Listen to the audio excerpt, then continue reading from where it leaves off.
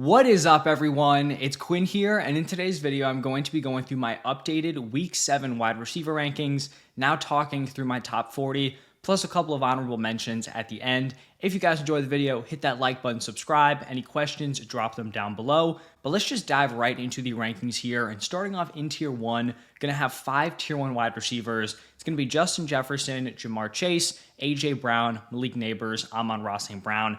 I wouldn't get too caught up in the order unless you're playing in like a two-man league. If these guys are on your roster, you're obviously going to be playing them. For Malik Nabers, looks like he should be making his return here. I mean, started off on an insane pace here as a rookie, averaging over 22 points per game in his first 4, missed the last 2 with a concussion. If he's back in the lineup, it's not like with a concussion, you're like limited or have, a restricted workload. So I think he's going to go right back to putting up that high-end wide receiver 1 production. And then Amon-Ra St. Brown maybe hasn't been matching the production of the other guys in this tier, but we know he has the history of being a very strong wide receiver 1. Plus, this is a great matchup here against the Vikings. Now, shifting into Tier 2, going to start it off here with Chris Godwin. This is just a combination of a nice matchup and Chris Godwin already being super productive. The Ravens have allowed the 3rd most points per game to the wide receiver position, and then Chris Godwin is averaging 20.7 PPR points per game. That combination, I think he's a very, very strong play. Then I have Stephon Diggs, and I feel like for as long as Nico Collins is out, which is going to be at least 3 more weeks, Stephon Diggs has to be considered a weekly wide receiver 1. He was producing with Nico Collins in the lineup. With Nico Collins out, he goes 6 for 77 and a touchdown. Just a very strong play here, now operating as the wide receiver 1. Then I have Cooper Kupp, who could be making his return here from an ankle injury. Maybe he's slightly limited, maybe he's not the same guy, but I don't think they're going to rush him back if he's not at least pretty close to ready. And if Cooper Kupp is healthy, unless I'm in a super small league like he's going to be in my lineup, I'm going to take on the injury risk. That's just something I'm willing to do for someone with the ceiling of Cooper Kupp. So going up against the Raiders here, I'd be playing him if he was healthy. Then I have Jaden Reed, who with Jordan Love at quarterback has just been an absolute monster, averaging 22.2 PPR points per game in those matchups with Love. Definitely feel like he's earned the right to be a wide receiver 1. Then I have Deontay Johnson here as my wide receiver 10. Starting to get a little worried about this ankle injury he's dealing with. Did not practice on Thursday. We'll see if he's good to go. If he's active, if he's playing, he's going to be in my lineup, but you might need to pivot. Maybe if you have a guy like Xavier Legette on the waiver wire, someone you could look at as a potential pickup if you were relying on Deontay Johnson. But just keep that in mind. Injured, might not be able to go, but if he is playing, he would be in my lineup. He's been an absolute stud with Andy Dalton. Then I have Drake London, just kind of slotting in here as like a back-end wide receiver 1. That's where his production has been this season. And then the final guy in this tier, Terry McLaurin. He's been balling out, 18.7 PPR points per game in his last 4. The Commanders are first in implied points. Terry's been getting into the end zone. Vegas thinks the Commanders are going to run up the score. I like Terry here in my top 12. Now moving into Tier 3, going to start off with 2 players back-to-back here who I think are fairly similar, T. Higgins and Devonta Smith. Both guys are wide receiver 2s behind stud wide receiver 1s. Both guys have solid quarterback play on solid offenses. For T. Higgins here, he's actually out-targeted Jamar Chase in 3 straight weeks, so I think he's definitely interesting here. He's producing in his last 3. Devonta Smith played in 4 games this season, put up 14-plus PPR points in all 4 of them, so he has also been super productive. Have to feel great about both of those guys. Then I have Mike Evans. He has been super boom or bust to start off the season, but I do think this could be one of those boom games. Like I talked about with Chris Godwin, the Ravens have allowed the 3rd most points per game to the wide receiver position, so definitely could be a good spot here for Mike Evans. Brian Thomas Jr. is coming off his worst fantasy game of the season. I'm not panicking. He had a bad game. It honestly shouldn't have been. Like, he actually dropped a pretty easy touchdown. I'm not, I guess, the best matchup here against the Patriots, but he's a super talented rookie. He's shown it to us. I'm not fading off of him after 1 down game. It's not great that it came in like the Evan Ingram return, but I think he'll be fine. I don't think Evan Ingram's catching like 10 out of 10 targets for 100 yards every single week. And then these next 2, definitely very interesting players to rank after the Devontae Adams trade. I have Garrett Wilson here as my wide receiver 17, and then Devontae Adams here as my wide receiver 18. Now, I put out my rest of season wide receiver rankings video yesterday. If you haven't seen it, go check it out. But in that video, I did rank Devontae Adams, I guess, decently ahead of Garrett Wilson in those rest of season rankings. I think it'll be interesting to see what this offense looks like the first week out, not even a week removed from this trade happening.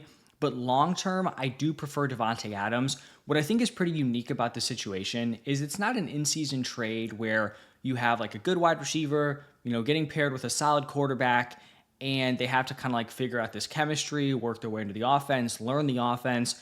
Like Devontae Adams should be able to ease in as pretty much like anyone out there that they could have traded for. Obviously, he has the chemistry with Rodgers. I'm sure they're doing a lot of similar things that they did in Green Bay. So for this one specific week, I slightly prefer Garrett Wilson, but I do think a lot of those opportunities that have been going to Wilson over the last 2 weeks, I believe he has like 23 total targets or 33 total targets in his last 3 games. I think a lot of those like 50-50 balls, the chemistry targets, I think those are going to be going to Devontae Adams moving forward. So this week, I think they're both like mid-tier wide receiver 2s. Moving forward, I could see Devontae Adams being more in like that fringe wide receiver 1 territory and Garrett Wilson being more of like a back-end wide receiver 2. But we'll see. Hopefully we get some answers here starting in week 7. Then I have Jameson Williams, who just has a great matchup this week. The Vikings have allowed the most points per game to the wide receiver position. J-Mo's put up 14 plus points in 4 of his last 5 games. The only concern I have is the volume. I talked about this, I think, in the first rankings video. The first 2 weeks, he commanded 20 total targets. The last 3, only 9. So you would like to see that volume uptick a little bit. It definitely would give him some more security, without having to rely on like a long touchdown for him to produce. But I still think within this matchup, he is a really, really strong play. And then the last guy in this tier, DK Metcalf. He's been pretty boom or bust. 3 games with 15 plus points. 3 games under 8. The volume's been pretty solid. He just hasn't really come through, I think, to the extent that most people would expect. So he's going to wrap us up here with tier 3. Now looking at tier 4, going to start off this tier with Tank Dell. I think he's definitely a reliable option now that Nico Collins is down. Finally had a solid game, 7 for 57 and a touchdown with no Nico Collins. Then I have Deebo Samuel. He's been fine to start off the season.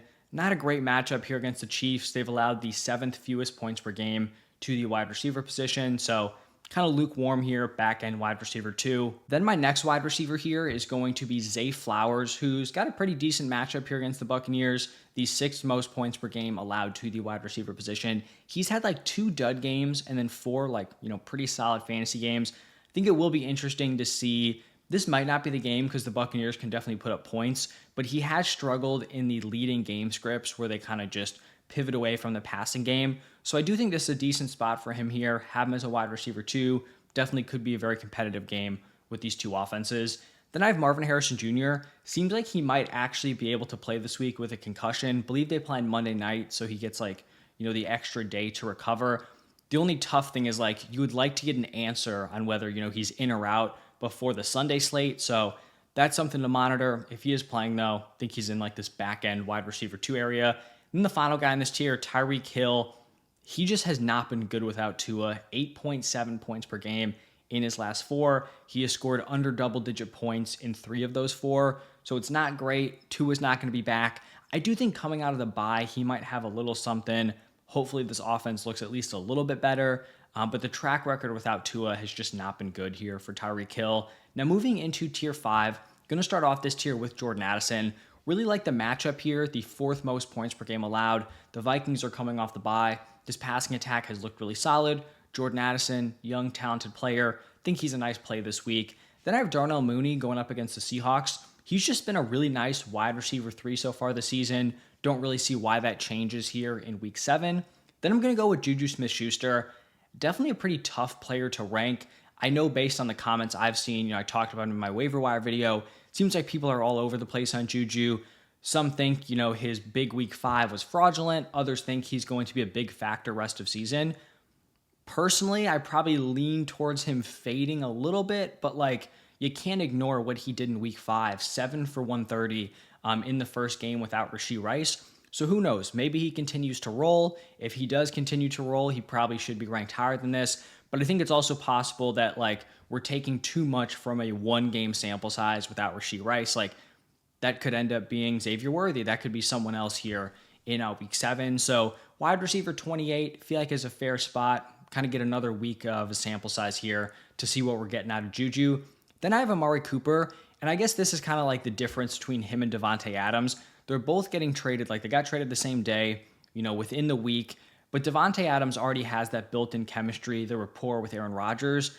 Amari Cooper does not have that within this Bills offense with Josh Allen. So I think this is, a fun landing spot. I think Amari Cooper will be really solid rest of season, but just quite how involved is he going to be, right away in the first week together? We'll see. I still think he's playable. I mean, I definitely get the appeal of like, he's been rotting on your bench. You haven't been able to do anything with him. Now it's like you have this new shiny toy that you want to plug in Josh Allen's wide receiver one. And I do think he's playable, but I would just temper your expectations a little bit here in their first week together. Then I have Brandon Ayuk going up against the Chiefs. At some point, we're going to need to see some consistent production here out of Ayuk, under 10 PPR points in 5 out of his 6 games. I feel like, I don't want to say this is like a make or break week, but he keeps kind of getting bumped up in these rankings, not based on the production this year, but his past production, the player that I think, know he is, or at least I think I know he is. But like if he goes out week 7, has another clunker, we're going to have, some tough discussions here about Brandon Ayuk rest of season. Then I have JSN, not a super fun play, not super flashy, wide receiver 36 in points per game. Doesn't have a ton of upside, but certainly playable as like a flex option, like wide receiver 3. Then I have Jacoby Myers going up against the Rams. Think he's someone who definitely gains a lot of value with the Devontae Adams trade. He's been targeted 9 times in the last 3 games. I will say, though, he has not practiced this week at the time that I'm recording this, dealing with an ankle injury, so definitely something to monitor there. Now, moving into tier 6, I'm going to start off this tier with Josh Downs, and I'm just going to say this is definitely more quarterback related than it is Josh Downs related. He's been balling out in his last 3. 8 for 82 and a touchdown, 9 for 69, and then 7 for 66 and a touchdown. I am just worried about Anthony Richardson at quarterback and supporting these weapons. I think fantasy-wise, I'm still a believer in Richardson, but in terms of like actually getting these volume, like needy wide receivers in Josh Downs, Michael Pittman, like getting them all those opportunities, I just don't know how good he's going to be at that. And like getting them the volume is one thing, but then the targets also have to be catchable, accurate, all of that. So talent-wise, Josh Downs should be higher. If this was Flacco, he'd be at worst like a back-end wide receiver 2, but I guess we'll have to see it here with Richardson. Then I have Ladd McConkey going up against the Cardinals. It's a solid matchup here. They've allowed the 8th most points per game to the wide receiver position.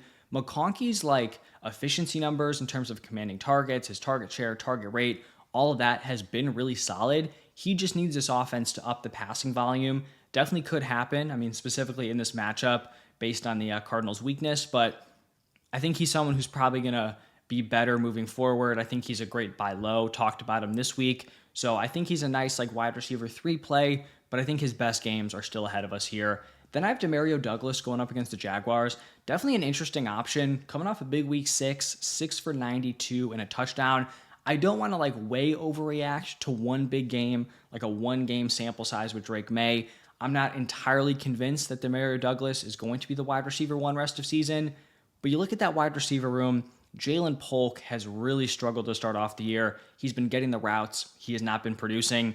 And then the rest of it is kind of gross. Like Demario Douglas at least had production as a rookie. He's had a couple solid games before week 6. And then if he is the true wide receiver 1 here, it's a great matchup against the Jaguars. They have allowed the 2nd most points per game to the wide receiver position. So I think Douglas is very, very playable this week.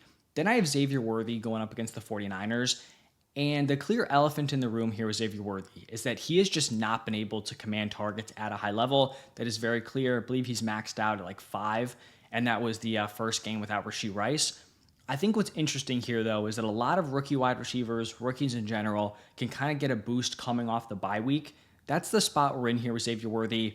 Even if he's not getting that boost, he still has the big play upside, the touchdown upside. They want to get him at least involved like somewhat creatively with like the end arounds. He had a nice, like, unique goal line touchdown or like near the 5 last week or before the bye. So I think he's fun. Hopefully we do see a breakout this week, but even if not, he still has that big playability. And then the final guy in this tier, Wan'Dale Robinson. Not a super fun play, not super flashy, but especially in PPR leagues, just consistently giving you decent games. He's the wide receiver 31 in points per game. And then the final tier here, 3 players and a couple of honorable mentions. We have George Pickens going up against the Jets. I think you could make the argument that Russell Wilson is a potential upgrade here. Pickens' target volume, like in terms of his target share, deep targets, red zone targets, they really haven't been bad. The production just has not been there. The one thing I don't like, though, is that this is a pretty tough matchup to, I guess, be getting a boost quarterback wise, especially when you don't even know if it's a boost. Like going up against the Jets here could draw that Sauce Gardner matchup. So I'm not super excited about Pickens here. We'll be interested to see what this Steelers offense looks like. I am a little pessimistic about Russell Wilson taking over here, but just because he's not as great for the Steelers in terms of their ability to win doesn't mean he's not going to be better than Fields is in terms of actually supporting the weapons like George Pickens, Pat Frymuth. Then I have Romeo Doubs going up against the Texans. He has just been, when he's on the field and not suspended, he has just been the consistent leader in routes on this team. So I don't think he has the highest floor, but he's coming off a really strong 2-touchdown game. He's always live to, have a startable fantasy performance. And then the last guy here is going to be Christian Kirk. I do think the Evan Ingram, return is a big hit for him. I think when him and Ingram are on the field together, at least what we saw last year, the results weren't great. I know Ingram came in, had the huge game, but I don't know if that's going to be an every week thing.